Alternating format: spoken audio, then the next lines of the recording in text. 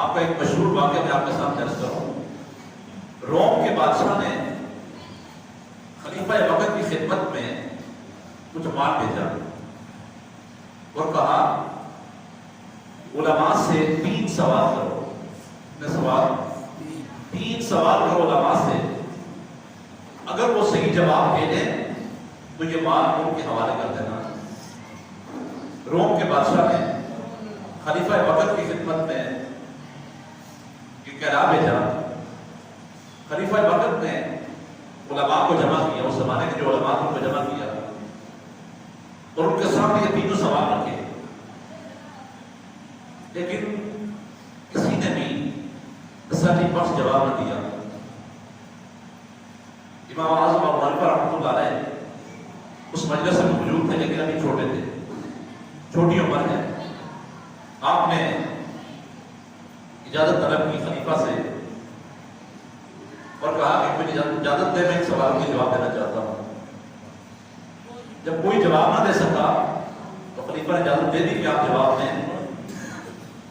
آپ چھوٹی عمر ہے آپ کی، رومی سفیر سوال کرنے پر لگ گیا، لیکن وہ سوال کر رہا ہے ممبر پر بیٹھ ہے، باقی علماء نیچے ہیں اور جو سوال کرنے والا ممبر پر بیٹھا ہوا ہے.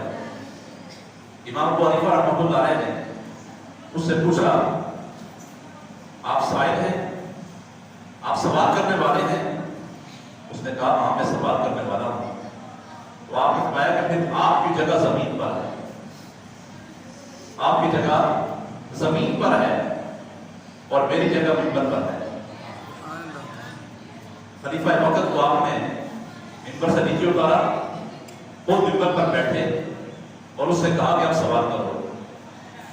اس شخص نے پہلا سوال یہ کیا کہ بتائیں اللہ سے پہلے کیا چیز تھی؟ اللہ سے پہلے کیا چیز تھی؟ امام اعظم ابو حنیفہ رحمۃ اللہ علیہ نے کمال جواب دیا. آپ نے فرمایا کہ تو عدد کو جانتا ہے؟ عدد ہوتے ہیں جو 1 2 3 4، یہ تو جانتا ہے؟ اس نے کہا ہاں میں جانتا ہوں. پوچھا کہ پھر 1 سے پہلے کیا ہوتا ہے؟ اس رومی نے کہا 1 افضل ہے، اس سے پہلے کچھ نہیں ہوتا.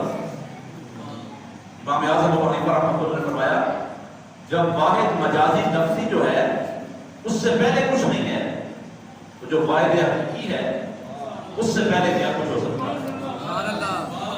جب یہ واحد مجازی ہے، لفظی ہے، اس سے پہلے کچھ نہیں ہے تو جو مالک جو عقد ہے، جو واحد حقیقی ہے، اس سے پہلے کیسے کوئی مارز وجود میں آ سکتا ہے؟ وہ لاجواب ہو گیا. اس نے کہا کہ دوسرا سوال میرا یہ ہے اللہ کا منہ کس طرف ہے؟ اللہ کا منہ کس طرف ہے؟ امام اعظم ابو حنیفہ رحمۃ اللہ علیہ نے کمال دانشمندی کے ساتھ جواب دیا اور فرمایا کہ جب تم چراغ جلاتے ہو تو چراغ کا منہ کس طرف ہوتا ہے؟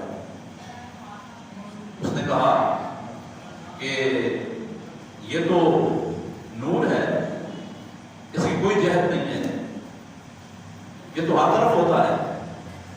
چراغ کا نور ہر طرف ہوتا ہے، اس کا کوئی جہت ہی نہیں ہے، کوئی صفت ہی نہیں ہے. آپ نے فرمایا کہ یہ جو چراغ ہے یہ تو مجاز ہے، تو وہ مالک کائنات، وہ خالق کائنات نور، حقیقی نور ہے جو ساری کائنات کو نور عطا کرنے والا ہے، نور السماوات والارض ہے، اس کی جہت کیسے ہو سکتی ہے؟ اس کی صفت کیسے ہو سکتی ہے؟ وہ تو صفت سے پاک ہے، وہ جہاد سے پاک ہے. وہ رومی لاجواب ہوا. پھر اس نے تیسرا سوال کیا اللہ کیا کرتا ہے؟ امام اعظم ابو حنیفہ رحمۃ اللہ علیہ نے فرمایا اس منبر پر ہوں بیٹھا ہوا تھا اور کچھ جیسا اللہ کی مثل ثابت کرنے والا منبر پر موجود تھا تو وہ اللہ اس سے اتارتا ہے اور کچھ جیسے مواحد کو منبر کے اوپر بٹھاتا ہے.